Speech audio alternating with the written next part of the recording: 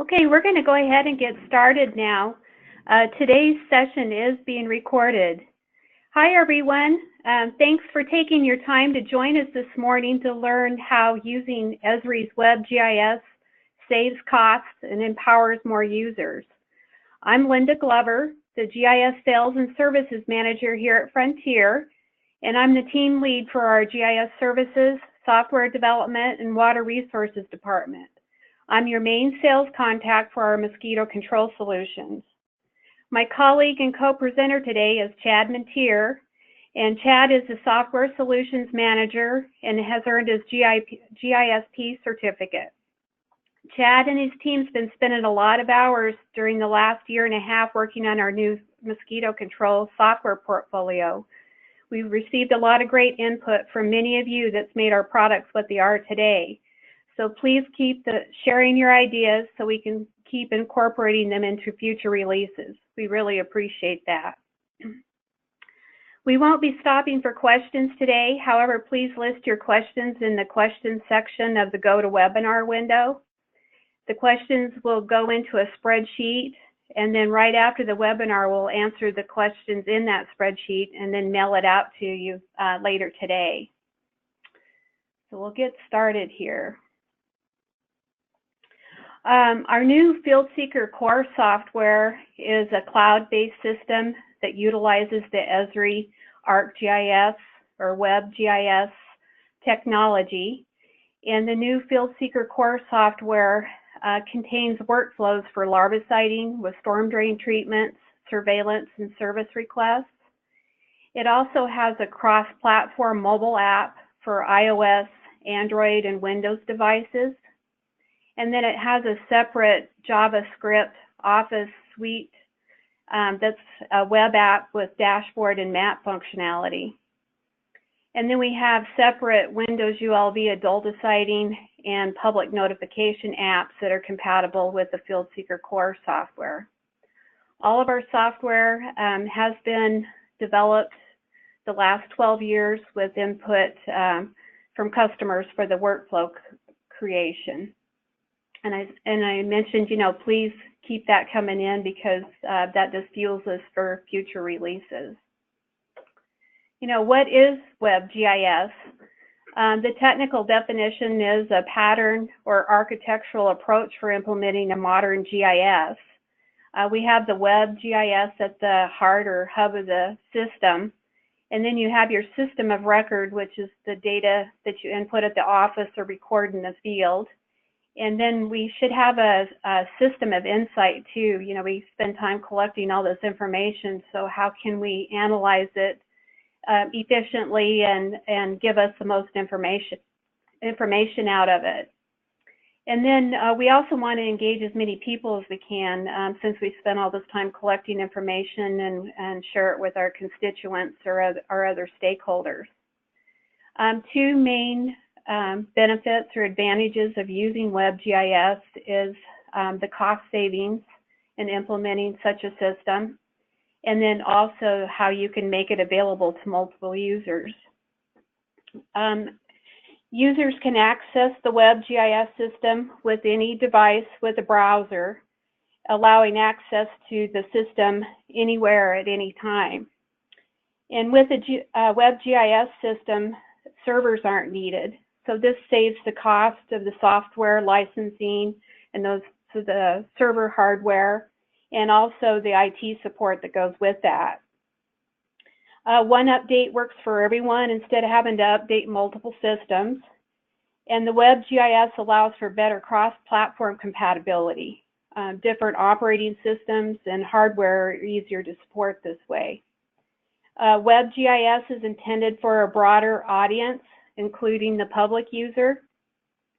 So since more people are familiar with web and smartphone apps, Web GIS is easier for people to use and therefore to train on.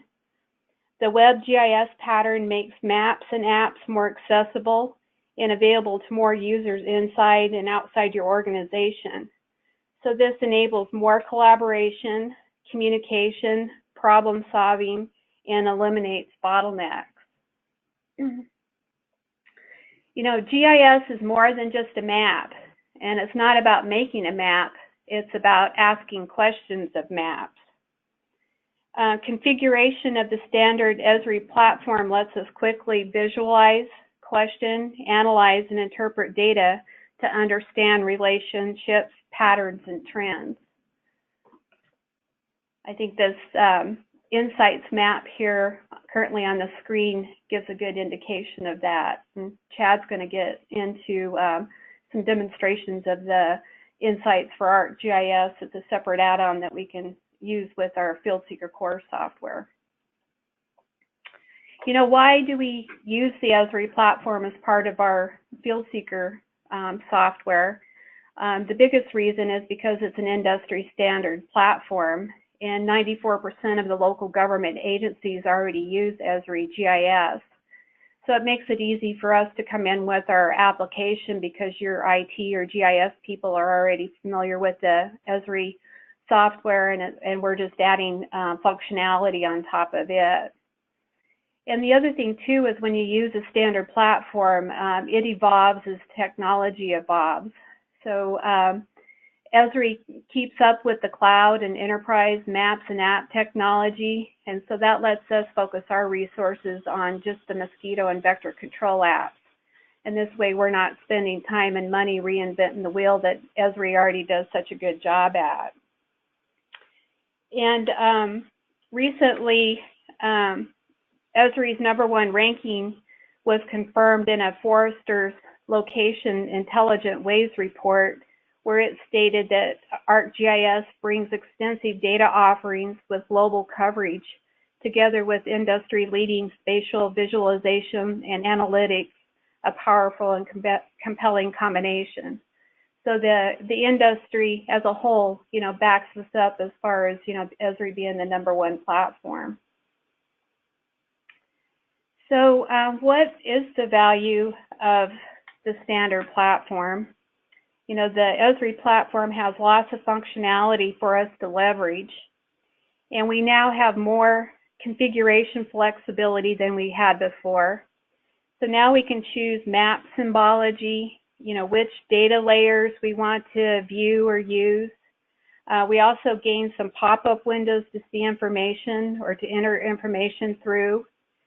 We also have the flexibility now to choose what fields we see or the field order that we see them in. So instead of getting a big long list of fields that we tried to accommodate everybody's needs with, now you can, you know, through the configuration when we implement the system, we can just view certain things that you want to see or view. We also have greater visualization of the data with robust queries, filters, search, and select tools. And then we're able to export that information out in different formats so that you can use it in other applications or share the information with other people. We also have advanced functionality that we can use alongside our Fieldseeker app.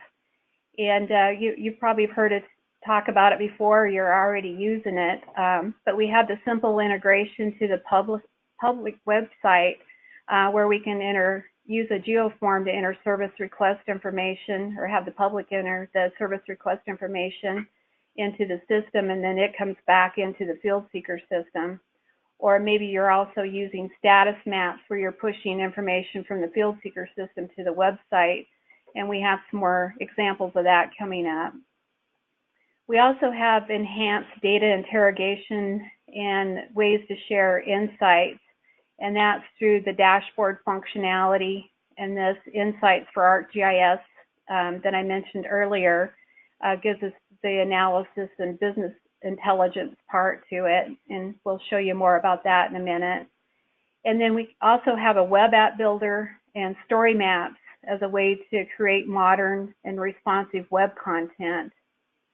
And then if you also want to stand up other field forms and collect data in the field alongside your mosquito control data, we can use Esri Collector or Survey 123 forms to do that. Esri also has a separate module called Drone to Map that allows for the management of UAS or point cloud data. One thing about using the standard Esri platform, you have full ownership of the system. So you have full access to all the data and the data model. You own the data, and you can manipulate the data. You can do anything you want with the data, and then you can continue to advance the platform any way that you see fit, outside of us or any other vendor. So it gives you complete control. You can do a lot of things with the standard out-of-the-box Esri software. However, we can save you a lot of time and money by using the Fieldseeker workflows already created specifically for mosquito control. So if sometimes we get asked, well, why don't we just take the Esri platform and do it ourselves? And you can do that, but it's from our experience, it is going to take you a lot of time and energy to kind of reinvent that wheel. And then we already have this focused mosquito and vector control apps available, and it does have the separate Office web app with the cross-platform mobile app. So it just gives you more options to be able to use your browser and different types of mobile field computers. We have multiple workflows that are already integrated together for you.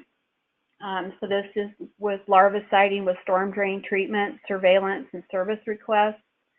We have the separate ULB truck spraying app you can add on, and we have it where it has direct connect capabilities with multiple brands of foggers. We're going to introduce a new functionality this field season where it'll also be compatible with the new mountain weather sensors. And then we do have the separate public notification app, which, don't confuse it with a service request. It is a separate app that allows the public to download a free phone app from the iOS or Android stores, and then to be able to enter service request information that's pushed through to the Fieldseeker system, or you can push information and alerts and maps to them as well.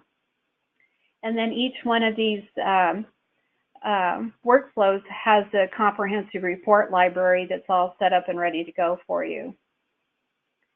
Then we've also, based on input from our users, have come up with specific tools to increase your efficiencies. So we do have on-truck product inventory tracking, where you can check out chemical quantities from the warehouse, put them on the truck, and then inventory it going back to the warehouse. We also have a product calculator available for the field crew to use to help determine the amount of product to treat for a certain area, or vice versa. We can also use the colors or symbologies on the map to help know when scheduled activities are needed, or the inspections are needed. So if they are needed, they might be red on the map and the green if they're not. And this can all be based on product efficacy or inspection intervals that have been preset. We also accommodate special location types for aerial and ground proposed treatment areas, barrier and ULV spray treatments. We have restricted area management. We can also give directions that are available through the phone or tablet navigation app. We can attach pictures. And then we have real-time capabilities. The cloud-based system lends itself well to that. If you have a cell data plan with your smartphones and tablets, you can work in real-time format. But we do also support offline editing. So maybe you have some zones that don't have good cell coverage. You can preload the mobile device with map and data and go out and collect information and come back and synchronize with the office. And then if you don't want the expense or whatever reason to use the cell data package, you can just go strictly offline with offline editing capabilities. We also have a full package that's just for surveillance and lab tools that's been built on the CalServe gateway data model. And I'm not going to get into this too much right now because Chad's going to show that during his portion of the presentation. So just a few examples here of ways we've helped customers use some of the standard Esri platform. This was the Geo Forum that we helped Fresno Westside Mosquito Control District over in California set up. They did it both in English and Spanish. So when the public hits their website, they can click on the button. The form pops up and they can enter their information and along with the service request information, or choose where they're at on the map, and then submit that entry, and it goes back into our Fieldseeker system. The Florida Keys also utilizes that service request form, but they also push status map information out to their website. So they do list their truck spraying missions and what missions have been completed, along with aerial adulticiding and aerial liquid larviciding mission information as well. So I'm going to turn the time over to Chad now so he can show us some real-world examples of how to leverage our new Fieldseeker software enhancements coupled with the other standard Esri Web GIS platform features. So Chad, I'm going to switch this over to you. Okay, thank you, Linda. All right, so I'm going to make sure I get the correct screen here. And let me see, which one are we viewing? Are you Your seeing the Word document? Okay. I'll switch to that. Okay. So thanks for the introduction, and we're pretty excited to show some of these examples. I'm going to go through a number of examples, but I'll try to keep things pretty simple. We're going to start with some things within our Fieldseeker application, and here we're showing the strengths of our custom solution, but also highlighting some of the strengths that we leverage from the Esri platform. So I just want to start in the mobile application where we're seeing some symbology based on next inspection. So we have sites that are green that have been visited recently. We have sites that are red that need to be visited and inspected. And what I want to show here is that we can go into, for example, a saved search and find all of the fields in zone 4 that need to be inspected. And it'll bring up a list from nearest to farthest away. I can highlight them on the map. And as I work my way through that task list, then the colors of those sites will change, and these will disappear from my list. This red and green next inspection date is based on either a default inspection rate or default inspection interval, or based on the product if there's a treatment. It's very flexible. It doesn't require any work to be assigned to a particular person, but as a next inspection date is set on the site based on the activities that are done, when that next inspection date comes around, then the site will change back to red, and the search tools and the symbology will pick it up. One thing that people will sometimes ask, though, is, that's great to have that reminder on the map, but maybe our workflow is a little different. We kind of go in a scheduled route anyway and just, visit sites on a schedule.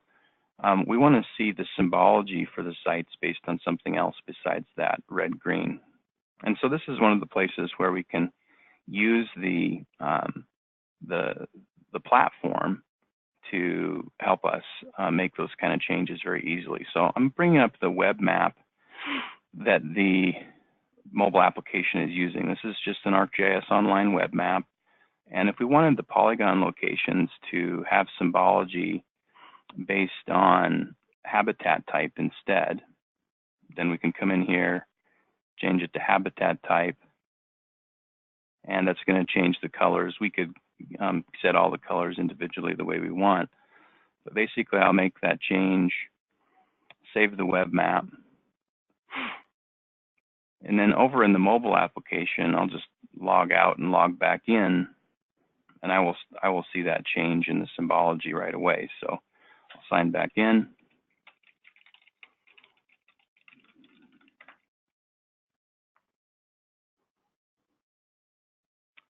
And select the zone and truck that I'm in.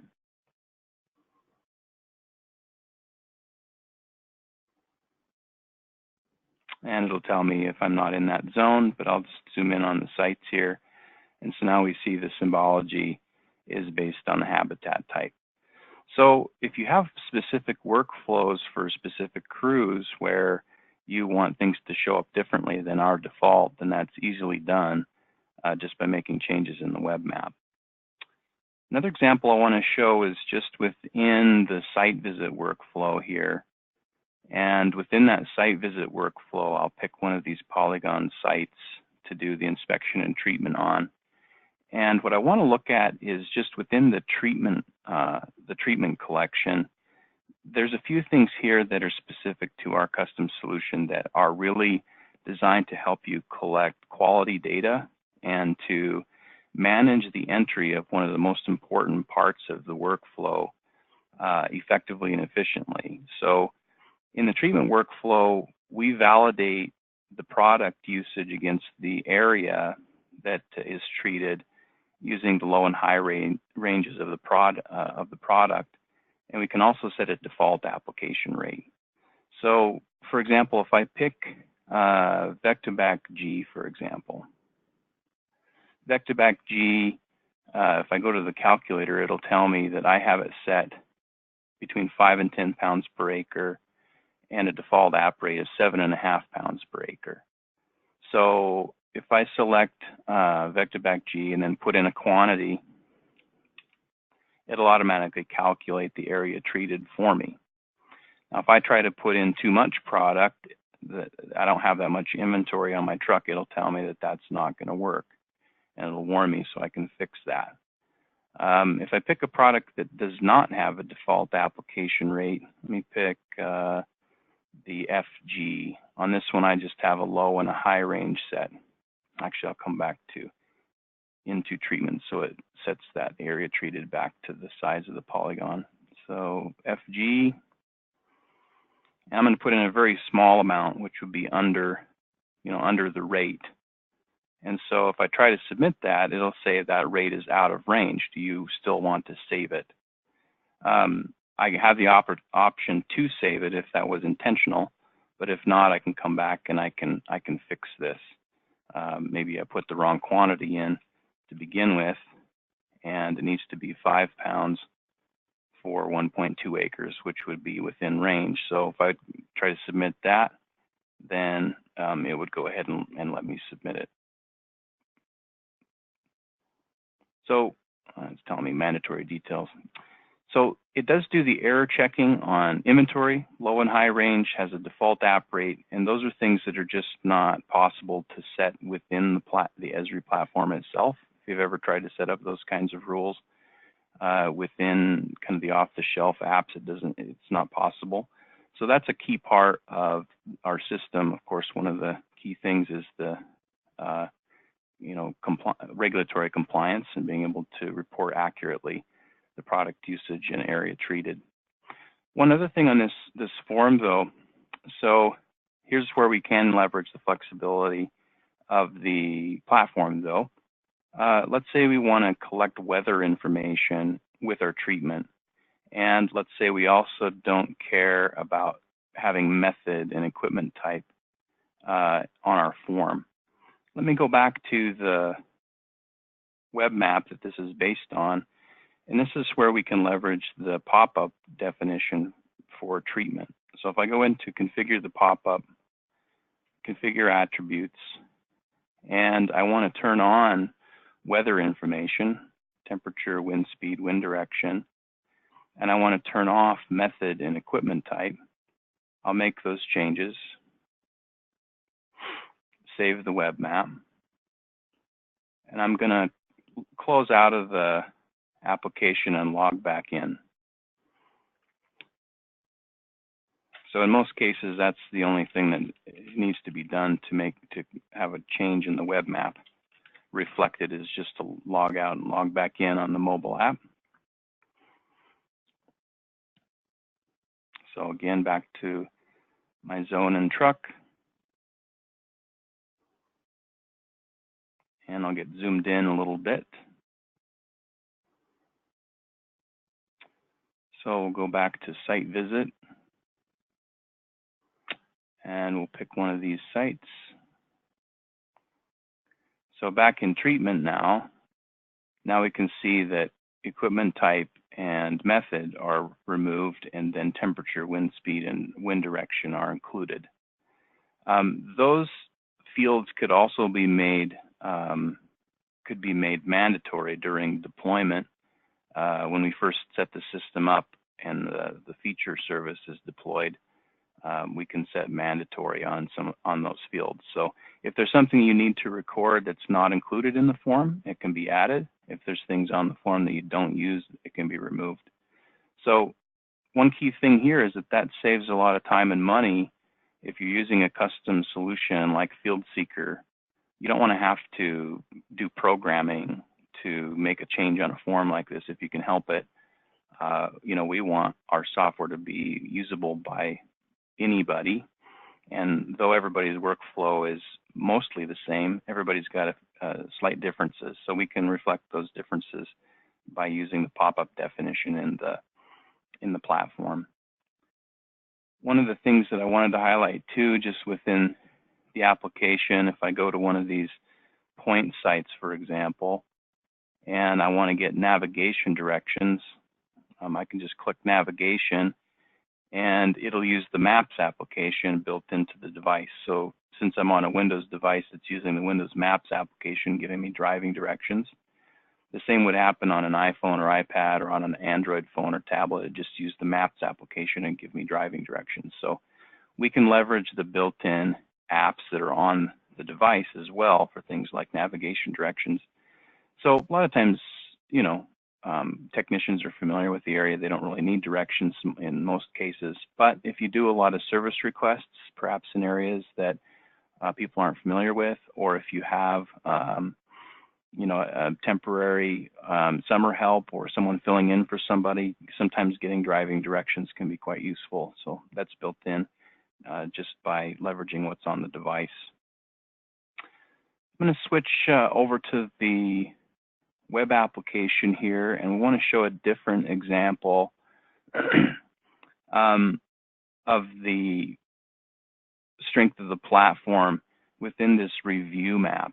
And what we want to show here is how we're using some of the query, filter, chart, and time-enabled tools that are part of the Esri platform for better visualization of the data that you've entered. So, for example, if I want to just see kind of a summary of some of the activity that's going on in a certain area, let me get kind of zoomed in where I can see some sites. And basically, one of the tools I have available is this chart widget. And if I want to see a chart of service requests or inspections or treatments, then I can optionally use a spatial filter to limit either to the current map or to actually draw, okay, I want to see things in this area. What have we been doing here? And then hit apply, it'll give me a chart. And this one just shows number of treatments per field tech. And I can click on those and it'll highlight them on the map. There's also sometimes multiple charts that can be displayed. And all of these widgets are configurable within the platform. So this is a quick and easy way to see a summary of data. Charts are nice for getting kind of a look and feel of what the data is rather than just a list of things or a printed report. And like I said, those are available for the different activity types. Another way to kind of visualize the data is with the info summary tool. I'm going to zoom out a ways so we can see more of the data here. The info summary lets us view the activities on the map, and this is set up to just use the symbology of a heat map. So here's the treatment heat map for the whole season, and it shows kind of where we concentrated our efforts. This heat map is also time enabled. So if I turn on my time slider, it can show week by week where we concentrated our efforts. Or I can hit pause and I can just say I want to see like all of August. And it shows the efforts here. And within that info summary, I can also drill down and see all the details, per field tech. And I can actually click on individual records and it'll give me the details and where it was from. So this is both interactive and visual. And that's just an example of some nice visualization that comes for free with the ArcGIS platform. Just briefly too, if we wanted to either select features from the map itself or use the query tool, this is a good way to get kind of a list of things that we're trying to find out information about. So again, if I wanted to know kind of what's going on some of these sites, for example, I'm going to turn off my zone layer. So when I use this select tool, I can just select features. I want to see what's going on with these features. And here's the polygon locations. I can export those out to various formats, so Excel or shapefile or KML. I can view them in the table, so I can kind of look through them. I can show related records, so that'll show all the inspections and treatments for those sites. And some of those same things are available if I do a query first instead of visually selecting. So I can visually select, or I could do a query. In this case, I'll do a query for all the service requests that are assigned. For example, I could do a specific zone or specific person. So there's 100 service requests assigned, and this is kind of data all over the place, but I could cycle through these records one at a time, click on them, view them, review them, edit them, whatever. And then also I can export those out as well to different formats. So sometimes, you need to share data in some way with people, or you need to bring it into an Excel sheet and do some work on it. It's possible to get data out of the system in various ways as well.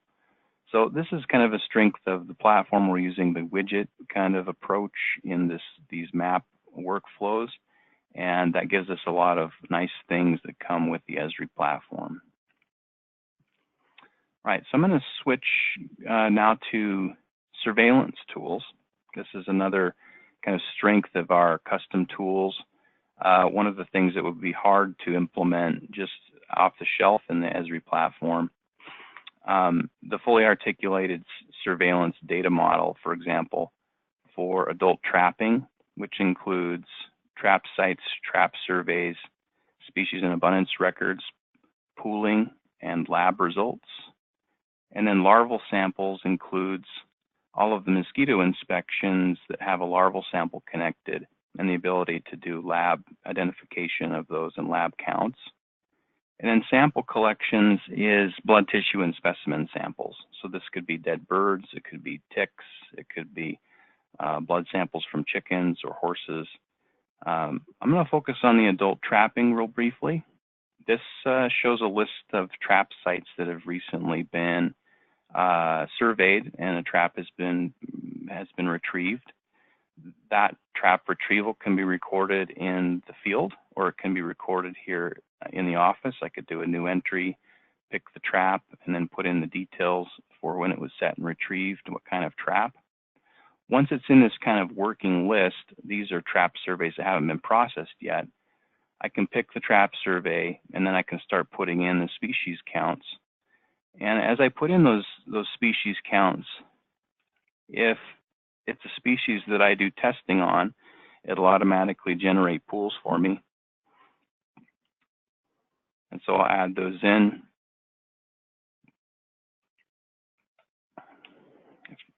Sometimes people record specific list of species, including whether they found 0.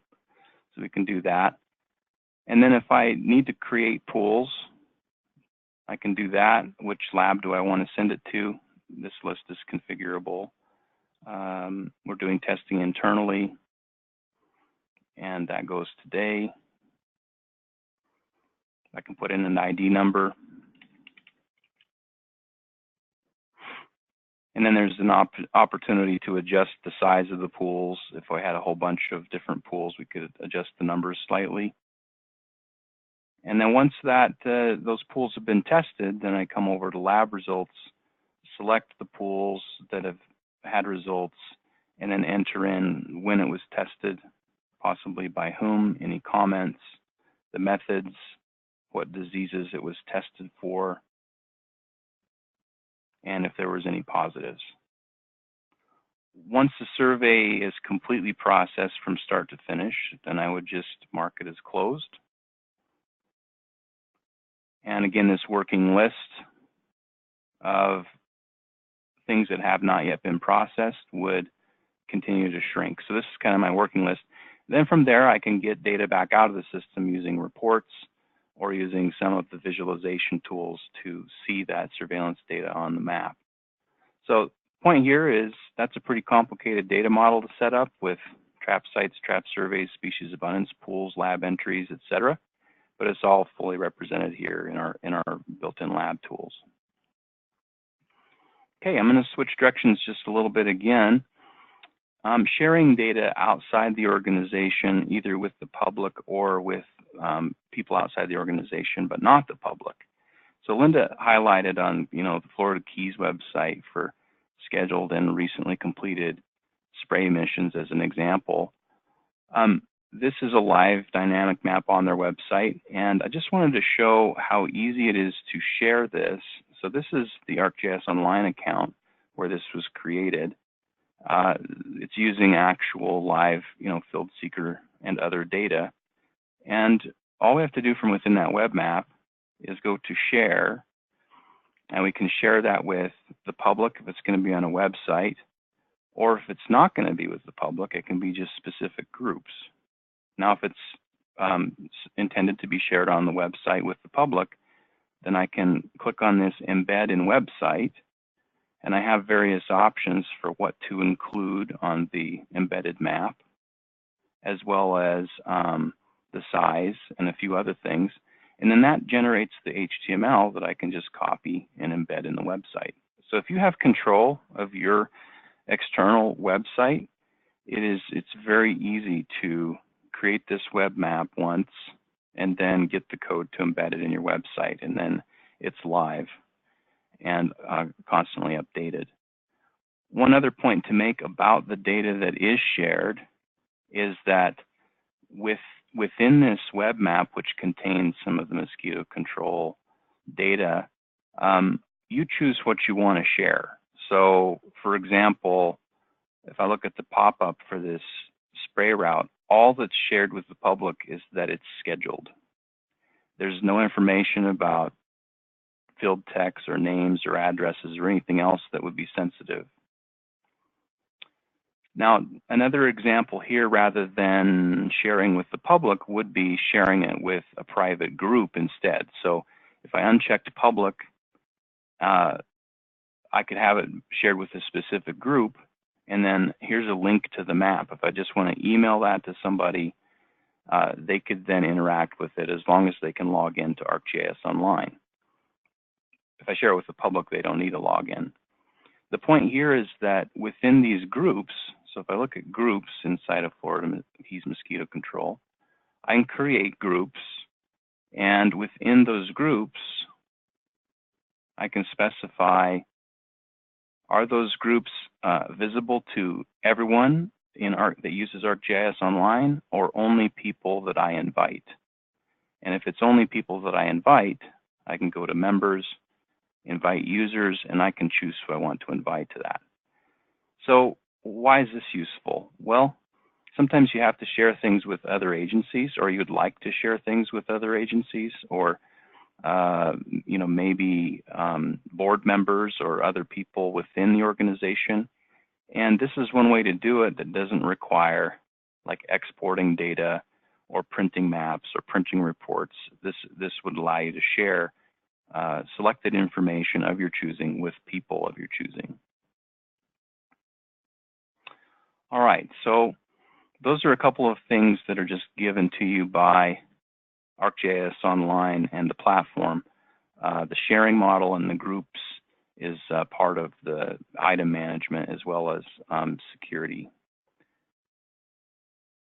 Okay, let's look at another example. And this is an example of a Survey 123 form. This was developed by Fresno West Side, and this is an ArcGIS Online item using the Survey 123 app to create a survey. And the way that this survey looks and behaves in terms of what it requires for data collection is easily configured. Now, why is this of interest? Well, Fieldseeker has all kinds of workflows built in, but if you want to collect data on something that's not represented within Fieldseeker, it's possible to set this up easily in Survey 123 or Collector. So here's an outreach form, basically for door-to-door collection. What kind of contact, various information about the site or property, and then all of those end up being dots on the map with the associated data. This is viewing it in a web form, but that same survey can be viewed on the mobile device as well. So let me bring up the iPhone as an example. Survey 123 is one of the free apps on the App Store. I've signed in as one of the users who would get this survey. So I'll get the survey. There's the outreach survey. I would download that. And then now that it's downloaded, I would have a survey available on my phone, and I could start collecting it. So as I'm going through a neighborhood doing this stuff, then I have an easy data entry form. And these data entry forms are very, very flexible in terms of if I answer one question, it can require other things, or it can show or hide things based on my answers, and so on and so forth. All of this setup for the forms can be done within an Excel sheet and then uploaded to the system. So Survey 123 is one of the apps that just comes with the platform, and it's a nice way to collect data side by side with Fieldseeker without having to pay for some custom solution. Talking to the manager there at Fresno West Side, this form took a couple of hours to set up is all, and then they were able to use it effectively. So I have a poll question I want to ask now, and so I'm going to start this poll up. Basically, have you used any of these following Esri apps? So we'll pop that up and get some input from you guys.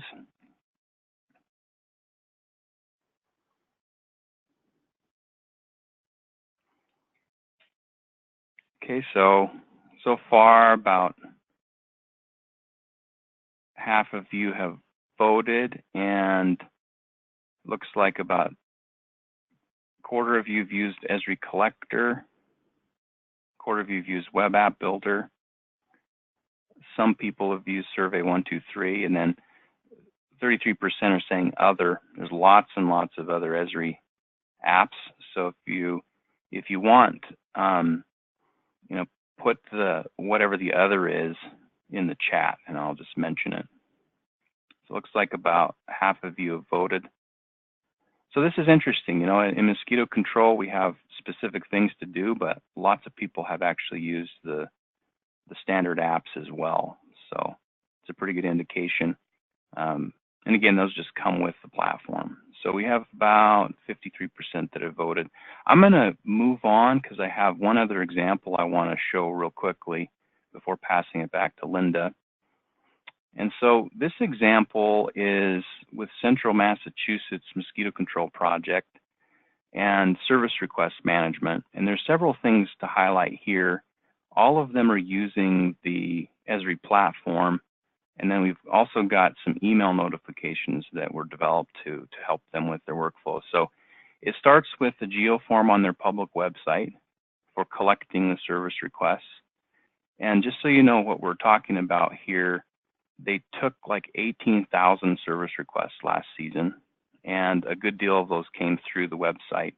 They also have some internal data entry if people are calling on the phone. Once the service requests come in, they're reviewed in an internal ArcGIS online web app built with Web App Builder. And in that web app, they can review requests, they can select and assign and schedule them and generate routes. So the routes that get generated look like this as an example.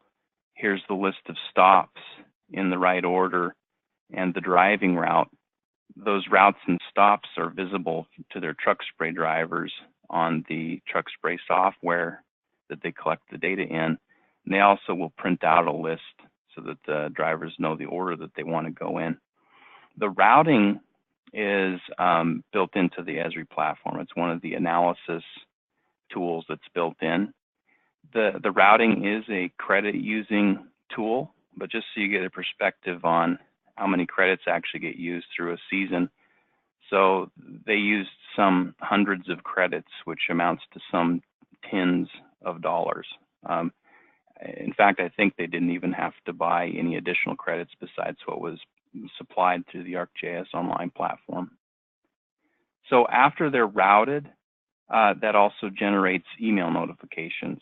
So I just want to bring a couple of slides up from a presentation that they did. Basically, that web form has an email address. Please enter a valid address for notifications. And then the customer will receive an email when they create a request. And then they'll be notified when they're scheduled for spraying with some instructions on what to do. They'll be notified when the spray event is completed,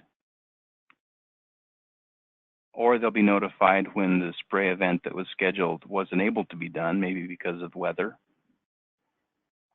or they'll be notified if the request had to be canceled. So they had a couple pictures here. You know, if you're near a restricted area due to beehives, or if you're too close to the water, you're not going to get this truck spray done there. The point that they brought out that was really interesting was that they were able to get a lot more requests completed with less time, but they were also able to do a lot of other field larviciding work during a period of time in their year when they normally would not have gotten to that work. So this process of automating collection of requests as well as email notifications greatly increased their efficiency, and they were able to use their staff to do other mosquito control activities rather than merely calling people back or answering those kind of questions. So the last thing that I'll show, I have one more poll on this. And the poll is, have you ever seen or heard of insights for ArcGIS?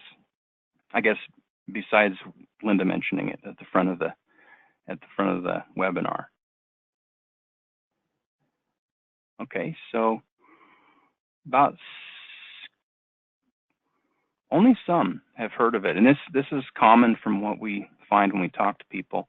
So it's like 60% no, 20% not sure, and only 15% are saying yes.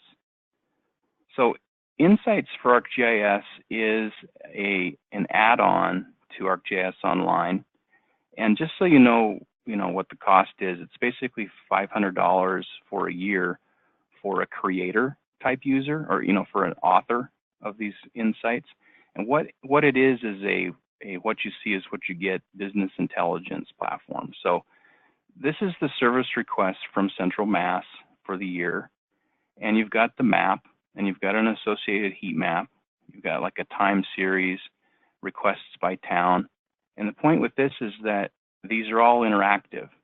So if you want to see how many where the requests were a given week, you click on that and it updates all the other widgets, the charts and everything else. You click on the charts, it highlights it on everything else. This workbook is incredibly easy to create as well. So just so you kind of see what the process is, you know, we would come in, start a new page, add in a data source, and that creates a map card. So here's a map card. It's going to show all the dots on the map. And then if we want to start adding in other charts or other maps, it's very easy. We just drag it. Okay, I want to create a map here, but this map's going to be a heat map. So I'm going to go here, change it to heat map, and then that's done. I want to see a chart by city. So I'm going to drop that over here and do a chart, bar chart, and there's by city. I want to see that also as a pie chart or donut chart, and there it is by city. Some other things that are kind of cool too, if I want to see, you know, something day of the week, and I can do a column chart, it'll show, oops, I picked due date instead of the enter date. You can do things with the dates too. That was what was put back here, requests by month, but also requests by day of the week and by day of the month. And interestingly, the last few days of the month, there's an incredible spike in the service requests that come in. So after this page is authored, then it can be shared with anyone within the organization, or it can be shared publicly. So what does that mean? Well, it means that after the user, the $500 a year user creates it, then you can share this information far and wide within your organization or even with the public. And this kind of managerial level business intelligence analysis view is easily available. I was very excited when I saw how easy this was to configure because of previous experience with creating reports and creating similar things in other systems. So we've shown quite a few different examples.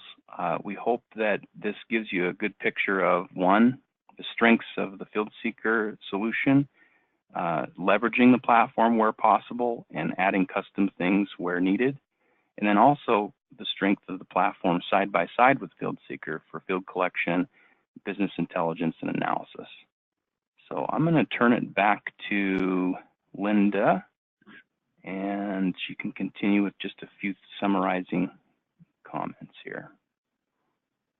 Thanks, Chad. Great job, and sure exciting to have all this new functionality and not only to talk about, but to use, so that's great. I'm just going to wrap up with a few slides here, just to review and give you a little bit of a, I guess, a diagram to show you our product line. The Fieldseeker Core app that's based on the ArcGIS Online platform is the Office web app along with the iOS, Android, or Windows apps for the mobile device. And then you do get all three workflows as far as the larviciding with storm drain treatment, surveillance, and service requests together in that software suite.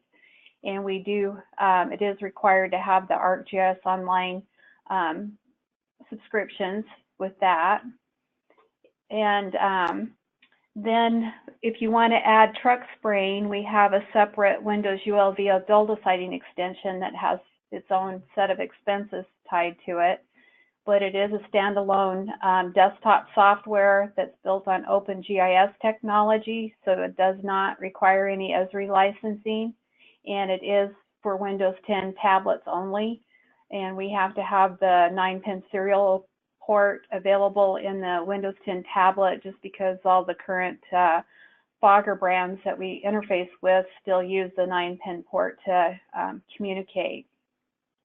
And then we have recently released our public notification app, and this is a separate set of expenses and all too, but it does provide the public with a free app to download from the iOS or Android store. It is branded with your district logos and information. And then you have a web app to manage the information that is pushed to the public. And then the public can enter service request information that comes into the system and goes back into Fieldseeker. You know, why choose Frontier for your technology partner? We've been working the last 12 to 15 years as an experienced managed service provider, and we're currently supporting over 225 mosquito or public health agencies with our software solutions. Frontier has been in business for over 30 years, and we've spent all that time specializing in getting data to the field and back. So, you know, we are experienced and we know how to do this for sure. And the other thing that we want to accomplish too is we want to, you know, be here so that you can rely on us to handle the technical aspects so that you can focus on mosquito control activities. And part of the software maintenance is for support, and we do have a formalized help desk available in different ways to contact our team so that, you know, you're up and running as often as you need. We do have a dedicated roadmap for continued software development. So this is just the beginning. We have a lot more exciting things planned, and you'll see new releases throughout the years to come. Frontier is an employee-owned company, and so we are poised for continuing growth. We're not successful without our partners. Clark is our exclusive sales representative for our mosquito control software products. And what that means is that if you see one of the Clark people, they have more people out on the street than we do that interfaces with everybody on a regular basis. You know, tell them you have some interest in software workflow. They get in contact with us, and then Chad and I take over from there. We have been an Esri Gold partner for several years, and this just means that we're privy to their software development for the next 12 to 18 months, and then that way we can keep our software development going parallel with theirs so we can leverage all the new things they release. We've been long-time business partners with Juniper Systems with their rugged field computers. You know, they are excellent on customer service and support, and we have several hundred of their field devices out in the field and enjoy that relationship with them. And then we've also been a long-term GPS dealer with Trimble, so we're well-versed on geospatial technology as well. If a really good resource, you know, hopefully you've been out there already, as frontierprecision.com/mosquito/. Here you can go to products and then go down to the mosquito and vector control software page. There's information on our products, but you can also access technical support information and even enter a support request from this site. And if you haven't already, go to the Frontier blog under support and Frontier blog and register to receive our notifications, because we will be posting regular technical information and new product information out there so that you can stay informed and up to date with us. We do have another webinar scheduled for January 22nd. It's going to be using DJI drones for mosquito control. We are a DJI enterprise dealer, and so we'll have more information about that. And then we will be scheduling 2 more webinars in February. We're going to do one with Clark on ULB truck spraying, and then another one right before AMCA on any new information that we'll be talking about at AMCA. So if you have questions or want demos, or we do have product FAQs, and you know, I'm happy to give price quotes. You're going to receive a survey after the presentation. You know, feel free to fill that out, and it'll come back, and we'll be in touch with the information that you want. And also, if you have more questions, we're going to leave the webinar open here for another 10 or 15 minutes, and go ahead and type your questions in, and we'll get the answers back to you in that spreadsheet as well. So again, just thank you for your time today. You know, we really enjoy working with the mosquito control industry. It's a lot of fun for all of us here, and you know, it's all exciting to, I guess, deploy all this new technology and all. So please just let us know what questions you have or what we could be doing for you, and we just appreciate your business and look forward to being of continued support to y'all in the future. So thank you for attending today.